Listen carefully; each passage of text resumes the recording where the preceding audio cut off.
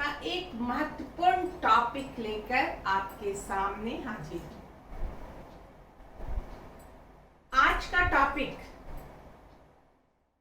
तुगलक वंश के समाप्ति के बाद, यानी तुगलक वंश के अंतिम चरण में बहुत महत्वपूर्ण घटनाएं घटी और उन महत्वपूर्ण घटनाओं में एक घटना थी बहुत सारे स्वतंत्र राज्यों का उदय, उत्तर भारत में भी और दक्षिणी भारत में भी। आज के इस वीडियो में मैं बात करूंगी तुगलक वंश के अंतिम चरण में दक्षिण भारत में जो एक बहुत ही महत्वपूर्ण राज्य के रूप में सामने आया, बहमनी राज्य, उसके बारे में आज मैं चर्चा करूंगी। क्योंकि हमें पता है, हमने इससे पहले पढ़ा है कि किस तरह दक्षिण भारत में विजयनगर साम्राज्य की स्थापना हुई थी और विजयनगर के लगभग बराबर ही 8-10 साल के अंतर में हम देखते हैं कि एक और साम्राज्य, एक और साम्राज्य नहीं कह सकते, राज्य कह सकते हैं, बहमनी राज्य का उदय हुआ। तो बहमनी राज्य, जैसा कि हम जानते हैं कि यह एक मुसलमानी राज्य था और दक्षिण भारत में था। अगर हम गौर फरमाए तो हम यह ध्यान देंगे, इस पे हमारा ध्यान जाएगा कि पहली बार अलाउद्दीन खिलजी ने दक्षिण की तरफ अपना अभियान शुरू किया था, क्योंकि उसे दक्षिण की तरफ आने का बड़ा शौक था। दक्षिण की तरफ अपने साम्राज्य विस्तार वह चाहता था। इसके साथ ही साथ वह दक्षिण की जो समृद्धि है, संपत्ति है, उसे वह दिल्ली सल्तनत तक लाना चाहता था। लेकिन हम कह सकते हैं कि अलाउद्दीन ने जो विजय अभियान किया दक्षिण भारत की तरफ, लेकिन वहां उसने डायरेक्ट शासन, प्रत्यक्ष शासन वहां नहीं रखा, बल्कि वहां के जो राजाओं को उन्होंने अपनी अधीनता स्वीकार करवाई, वहां से टैक्स लेने लगे, वहां से बहुत सारी संपत्ति, धन संपत्ति लेकर के दिल्ली सल्तनत की तरफ वो आए। अगर वास्तविक शासन दिल्ली सल्तनत की तरफ से दक्षिण भारत में किया गया तो वह मोहम्मद बिन तुगलक के समय से किया गया। यानी तुगलक वंश में हम देखते हैं कि उस समय सीधे रूप में दक्षिण भारत के क्षेत्रों पर शासन करने की कोशिश की गई। और इस क्रम में हम क्या देखते हैं कि इसका विरोध भी हुआ, क्योंकि उस समय भी एक दिल्ली सल्तनत उत्तर भारत के मुसलमान थे, दक्षिण भारत के मुसलमान थे। ये दोनों मुसलमानों के बीच आपस में टकराव की स्थिति थी और जब तुगलक वंश के द्वारा यहाँ प्रत्यक्ष शासन की कोशिश की गई तो यहाँ के जो मुसलमान थे उन्होंने इसका विरोध किया। और इस क्रम में हम देखते हैं कि इस विद्रोह में जीत हुई दक्षिण भारत के मुसलमानों की। उसमें एक व्यक्ति था जो इस विद्रोह का नेतृत्व करने वाला था, उसका नाम था इस्माइल मुरब, और इसे नसीरुद्दीन शाह के नाम से जाना जाता है। जब यह विद्रोह किया, विरोध किया और जीत गया तो उस क्षेत्र का वह शासक बन सकता था, लेकिन वह बहुत ही बूढ़ा हो गया था, लेकिन बहुत उदार व्यक्ति था। उसने क्या किया, अपनी इच्छा से खुशी खुशी हसन को राज्य की बागडोर सौंप दी कि ये लो, मैंने इसे जीत लिया है, मोहम्मद तुगलक से के शासन से इसे अलग कर दिया गया है, अब इसे संभालना तुम्हारा काम है। तो इस तरह हम कह सकते हैं कि बहमनी राज्य की स्थापना हसन ने की थी। ऐसे तो इस्माइल मुरब ने या नसीरुद्दीन शाह जिसे कहा जाता, उसने उसे जीता था वास्तविक रूप से, लेकिन हसन ने सैद्धांतिक रूप से इसने बागडोर संभाला। और हसन खां का नाम जो था वह जफर खान था, हमें यह भी याद रखना चाहिए। और बाद में उसने अबुल मुजफ्फर अलाउद्दीन बहमन शाह के नाम से अपने आप को प्रतिष्ठित किया। तो इस तरह दक्षिण भारत में बहमनी राज्य का उदय हुआ, जो जैसे कि मैंने बताया कि लगभग 175 से 80 साल तक इसका शासन रहा, बहमनी काल रहा। और इस काल में अगर कहा जाए तो मुसलमानी राज्य था, बहुत ही कट्टर सोच के साथ था। वहाँ पे जो राजा थे, जितने भी शासक हुए, वह कट्टर मुस्लिम ही थे। उन्होंने हिंदुओं के प्रति, मैक्सिमम राजाओं ने कोई दया माया नहीं बरती, बल्कि बहुत ज्यादा अत्याचार हुए। और कहा जा सकता है कि इन 175-80 साल के बीच ये पूरा राज्यकाल जो है खून खराबे, षड्यंत्र, जितनी भी कपट हो सकती है, ये सब इसमें देखा गया। और इतने समय में ही 18 शासक का आना, बहुत तरह के षड्यंत्र होना, बहुत सारे शासकों की हत्या हो जाना, यह सब यह बताता है कि बहमनी राज्य दक्षिण में तो स्थापना हुआ था उसका, लेकिन यह बहुत अधिक शांति प्रिय या बहुत अधिक सुकूनदायक क्षेत्र नहीं था। लेकिन फिर भी इसमें कुछ शासक ऐसे हुए जो महान हुए, जिन्होंने लोक कल्याण का काम किया, जो विद्वान थे, जिन्होंने अपने महकमे को आगे बढ़ाने में, अपने क्षेत्र को आगे बढ़ाने में, अपने साम्राज्य को विस्तार करने में बहुत बड़ी भूमिका निभाई। तो इस तरह हम बहमनी राज्य को बहुत ही सिंपल वे में एक नजर डालते हैं कि बहमनी राज्य क्या था। तो मैंने अभी जैसा कि बताया कि संस्थापक इसका हसन था। और इसकी स्थापना कब हुई थी? 3 अगस्त 1347 ईस्वी में इसने पदभार ग्रहण किया था राजा का। तो इस तरह से 3 अगस्त 1347 में हम कह सकते हैं कि बहमनी राज्य की स्थापना हुई थी। और जब बहमनी राज्य की स्थापना हुई थी, जैसा कि मैंने बताया कि तुगलक वंश के समय हम देखते हैं, फिरोज तुगलक के बाद जो दिल्ली सल्तनत थी वह कमजोर होने लगी थी और बहुत सारे स्वतंत्र राज्यों का उदय हो गया था, उत्तर में भी दक्षिण में भी। और इस क्रम में दक्षिण में विजयनगर साम्राज्य था, वारंगल था, मालवा उत्तर पश्चिम में कह सकते हैं, गुजरात और तेलंगाना दक्षिण भारत में, ये सारे राज्य बहमनी साम्राज्य के आसपास थे और हमेशा इनका संघर्ष इन राज्यों से होता रहा। तो इस तरह हम कह सकते हैं कि ये सब इनके प्रतिद्वंदी राज्य थे। शुरू में जैसा कि मैंने बताया कि जो हसन ने विरासत संभाली, जो सिंहासन, जो शासनाधिकार क्षेत्र था उसका, वह बहुत विस्तृत नहीं था, लेकिन धीरे धीरे उसने अपने साम्राज्य का विस्तार शुरू किया। और हम देखते हैं कि वारंगल के शासक थे कपाया नायक, उस पर उन्होंने युद्ध किया, बहुत दिनों तक युद्ध हुआ, अंततः वह उसके साथ हो गया। दाभोल के राजा थे राजा शारदा नारायण, वह भी जो है अंततः बहमनी राज्य के अंतर्गत आ गए और दुर्ग कैलाश जो है वह बहमनी राज्य के अंतर्गत आ गया। इसी तरह हम देखते हैं कि धीरे धीरे करके बहमन साम्राज्य का विस्तार होने लगा और इस क्रम में हम देखते हैं कि कोल्हापुर हो, गोवा हो, मांडू हो, इन सारे क्षेत्रों पर बहमनी का अधिकार हो गया, बहमनी शासन का अधिकार हो गया, बहमनी क्षेत्र के वो अंदर आ गया। इस तरह कह सकते हैं कि उत्तर में वाणगंगा से लेकर दक्षिण में कृष्णा नदी तक और पश्चिम में वारंगल से लेकर के पूरब में भोमगिरी तक जो है बहमनी राज्य का विस्तार हो गया।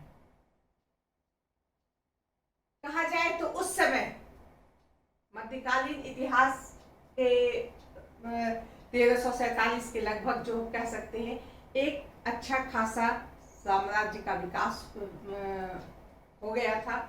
और हम देख रहे हैं कि इससे पहले जो है दक्षिण भारत में विजयनगर साम्राज्य भी पूरे अपने चरम पे था, अपने चरम विकास पे था। बहमनी राज्य 4 भागों में बटा हुआ था। कौन कौन 4 भाग थे? गुलबर्गा, बीदर, बरार और दौलताबाद। गुलबर्गा को बहमनी राज्य की राजधानी बनाई गई और बहुत दिनों तक गुलबर्गा बहमनी राज्य की राजधानी बनी रही। ये अलग बात है कि भविष्य में, ये मैं बाद में बताऊंगी, कि बीदर को राजधानी बनाया गया। कहाँ का? बहमनी राज्य का। तो इस तरह से हम देखते हैं कि बहमनी राज्य 4 भागों में बटा हुआ था। इसके प्रमुख शासक, जैसा कि मैंने बताया कि पहले जो शासक थे वो तो जफर खान या हसन या अबुल मुजफ्फर अलाउद्दीन बहमन शाह थे, जो एक कुशल शासक थे। उन्होंने स्थापना की, साथ ही साथ अपने राज्य का कल्याण किया। एक अच्छे शासक के रूप में वह जाने जाते हैं। लेकिन उसके बाद जो महत्वपूर्ण शासक हुए वह मोहम्मद शाह प्रथम थे, जो इनके सुपुत्र थे, उत्तराधिकारी थे और ये एक योग्य शासक थे बहमनी राज्य के। जैसा कि हमने बताया कि बगल में विजयनगर साम्राज्य था और विजयनगर साम्राज्य से हमेशा इसकी खटपट चलती रहती थी। शुरू से ही जो रायचूर का इलाका था उस पर विजयनगर साम्राज्य और बहमनी साम्राज्य दोनों अपनी आंख लगाए रहता था और रायचूर को लेकर के जो युद्ध चल रहा था, कहा जाए तो सारे राजाओं ने, बहमनी राज्य के सारे राजाओं ने रायचूर के लिए विजयनगर साम्राज्य से बार बार युद्ध किए और यही काम मोहम्मद शाह भी किया। उसने क्या किया कि सबसे पहले तो रायचूर के लिए जो है विजयनगर साम्राज्य से लोहा लिया, उससे युद्ध किया। उसके बाद उसने अपने शासन को बहुत अच्छे तरीके से संगठित किया। यह उसकी एक बहुत बड़ी विशेषता थी कि उसने अपने शासन को बढ़िया से संगठित किया। साम्राज्य विस्तार के लिए, जैसा कि मैंने बताया, कि आगे बढ़ा। रायचूर के लिए वह विजयनगर से युद्ध करने के लिए तत्पर रहा। इसके साथ ही उसने शासन को संगठित करने के लिए 8 महत्वपूर्ण विभागों का बंटवारा किया। प्रधानमंत्री, विदेश मंत्री, वित्त मंत्री, कोतवाल, ऐसे 8 भागों में विभाजित किया विभागों को, जिससे शासन सही तरीके से संचालित हो सके। यह मोहम्मद शाह प्रथम की एक बहुत बड़ी उपलब्धि थी, जिसका फायदा भी उसे मिला। इसके बाद हम कहेंगे कि एक तोपखाना विभाग भी उसने बनाया। इसके बाद हम कहेंगे उसने शराब पर प्रतिबंध लगाया। उसके बाद इस्लाम धर्म के लिए उसने बहुत कुछ किया। इसलिए कहा जाता है, बहुत बार कहा जाता है कि मोहम्मद शाह प्रथम जो है इस्लाम धर्म का योद्धा था। तो इस तरह मोहम्मद शाह का समय जो था 1358 से 1375 ईस्वी तक रहा और इतने समय में उसने बहमनी राज्य को आगे बढ़ाने में बहुत बड़ी भूमिका निभाई। उसके बाद हम बात करेंगे मुजाहिद शाह और दाऊद खान। ये दोनों शासक बने। इनका कार्यकाल बहुत ही कम रहा और इनके काल में कोई बहुत ऐसी बड़ी उपलब्धि नहीं देखी गई। मोहम्मद शाह द्वितीय, यह भी एक अच्छा या योग्य शासक था। कहाँ के लिए? बहमनी राज्य के लिए। उसका कार्यकाल जो है 1378 से 1397 ईस्वी तक रहा और इसने भी अपने कार्यकाल में कुछ खास काम किए। यह जो है बहुत शांति प्रिय राजा था, उसे बहुत ज्यादा युद्ध प्रिय नहीं था। ये अलग बात है कि विजयनगर से युद्ध करना बहमनी साम्राज्य के शासकों का एक एक परंपरा चला आ रहा था कि भाई रायचूर के लिए युद्ध करना है, विजयनगर साम्राज्य से युद्ध करना है। लेकिन इसके विपरीत हम देखते हैं कि मोहम्मद शाह द्वितीय जो है वह शांति प्रिय शासक था, दयालु शासक था, विद्वानों की कदर करता था। कहा जाता है कि वह ईरान से एक विद्वान को बुला रहा था और लेकिन वह यहाँ नहीं आ सका। लेकिन यह बताने के लिए काफी है कि वह विद्वानों का प्रश्रयदाता था। इसके बाद हम कहेंगे फिरोज शाह। ताजुद्दीन फिरोज शाह, यह भी एक बहुत ही महत्वपूर्ण शासक हुआ बहमनी शासन का। और इसने जो है इसका काल जो है यह बहमनी काल का स्वर्ण काल कहलाता है। इतिहासकारों ने कहा है कि यह काल जो है स्वर्ण काल था, क्योंकि इस काल में इस्लाम धर्म का भी बहुत अधिक उसको तस्दीक दी गई राज्य की तरफ से। साथ ही साथ धार्मिक संकीर्णता जो है वह जो है उससे वह मुक्त था। तो इस तरह से हम कह सकते हैं कि फिरोज शाह जो है, ताजुद्दीन फिरोज शाह एक महत्वपूर्ण शासक था। अहमद शाह, जिसे अहमद शाह वली भी कहते हैं, यह भी एक बहुत महान शासक हुआ। इसने भी अपने राज्य को सुचारू रूप से चलाने के लिए, साम्राज्य विस्तार के लिए बहुत परिश्रम किया। विजयनगर से युद्ध के लिए भी उसने अपनी परंपरा को बनाए रखा। लेकिन कहा जाता है कि बहुत लोकप्रिय शासक था, लेकिन फिर भी सब कुछ होने के बाद भी हिंदुओं के प्रति उसकी नीति जो थी वह बहुत अच्छी नहीं थी। उस मामले में वह संकीर्ण विचारधारा का था। तो इस तरह अलाउद्दीन अहमद शाह, हुमायूं एक शासक हुआ जो बहुत ही कट्टर शासक के रूप में जाना जाता है। अंतिम शासक जो था कलीमुल्लाह शाह था। बहमनी शासक का जो शासन का जो अंतिम शासक था वह कलीमुल्लाह था, जो 1524 से 1526 ईस्वी तक शासन किया। और हम देखते हैं कि अंतिम, इसके बाद भी कुछ शासक बने जो नहीं के बराबर थे, लेकिन ये अंतिम योग्य शासक थे, कुशल शासक थे, वह कलीमुल्लाह शाह थे। और इसके बाद हम देखते हैं कि बहमनी शासक के अंदर जो है वह टकराव की स्थिति आने लगी, संघर्ष की स्थिति आने लगी, आपसी षड्यंत्र और जो संघर्ष होता वो चलने लगा, जिसके परिणाम स्वरूप बहमनी राज्य का अंत हो गया। तो इस तरह हम कह सकते हैं कि बहमनी राज्य दक्षिण भारत का एक बहुत महत्वपूर्ण राज्य के रूप में उभरा।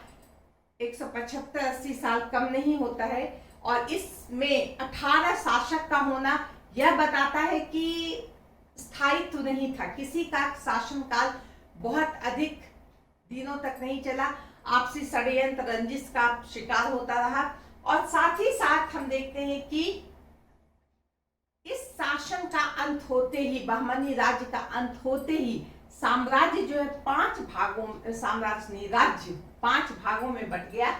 और यह क्या था? बीजापुर में आदिल शाही का शासन, अहमदनगर में निजाम शाही का शासन, बरार में इमाद शाही का शासन, गोलकुंडा में कुतुब शाही का शासन, और बीदर में बरीद शाही का शासन शुरू हो गया।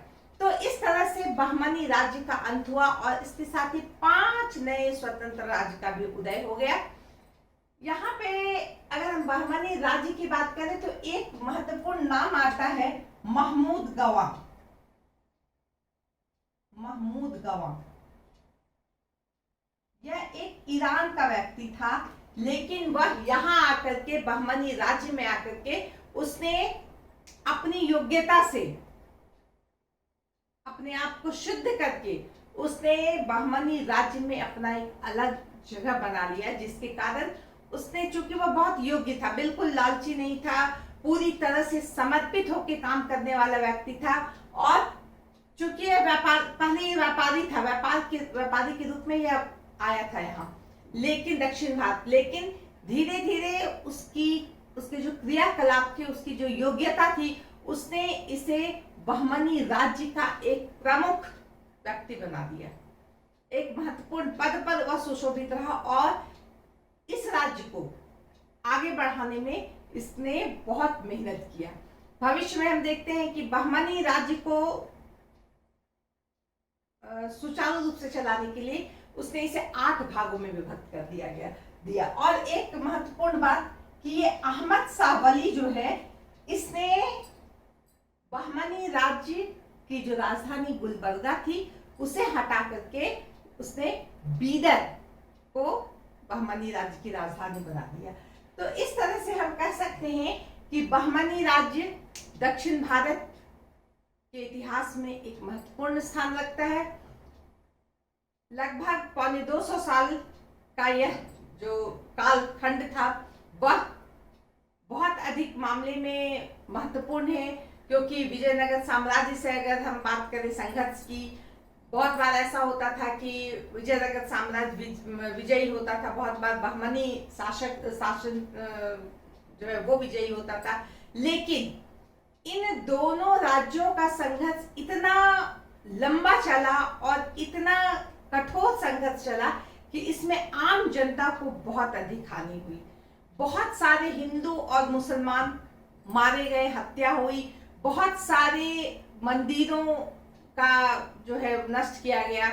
तो इस तरह से हम कह सकते हैं कि दोनों तरफ से बहुत अधिक हानि हुई और यह इतिहास में फेमस ही है, बहमनी शासन और विजयनगर शासन।